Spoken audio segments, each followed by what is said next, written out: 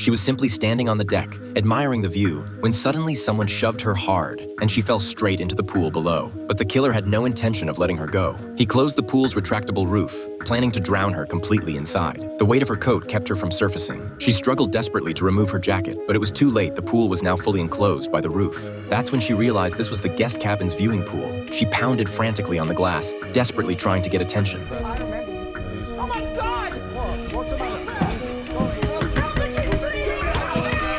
Fortunately, Laura was rescued in time, but this was not the first strange occurrence she had encountered. Since boarding this luxury yacht, bizarre events had been happening one after another. Laura was a star reporter for a newspaper. That day, she unexpectedly received an invitation. Anna, the heiress of a Norwegian shipping company, had been diagnosed with terminal leukemia. Her husband was establishing a foundation in her name and had invited board members aboard the yacht to attend a fundraising dinner in Norway, hoping Laura would join them. Coincidentally, Laura was researching a human interest story, making this an ideal opportunity. The next day, Laura arrived at the luxurious yacht. Upon boarding, the butler immediately asked her to remove her shoes and change into the specially prepared slippers. All the attendees were from the upper echelons of society, making Laura feel out of place like a fish out of water.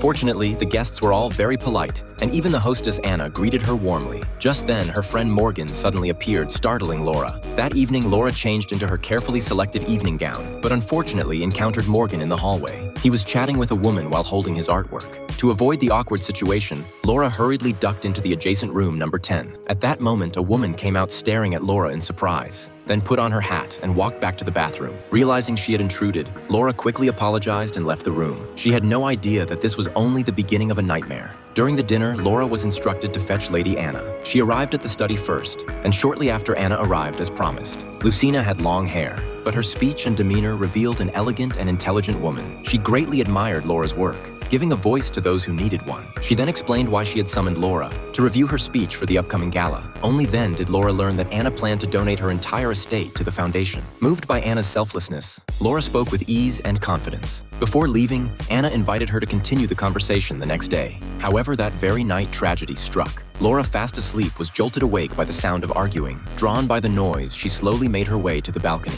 The next moment, a loud splash echoed through the air. Laura abruptly leaned over the railing to investigate and indeed saw a figure floating in the sea. Then she turned her head and saw blood-stained handprints smeared across the glass. Without hesitation, Laura alerted the crew, and the yacht immediately went into full alert mode. In the dead of night, the crew mobilized to search for the missing passenger. When they learned the missing person was from cabin number 10, the safety officer wore a peculiar expression because cabin number 10 had always been empty. The guest who was supposed to stay there had canceled the reservation 2 days before boarding. Laura was utterly bewildered. She had clearly seen the blonde woman in the room today. How could she not be on the yacht? Even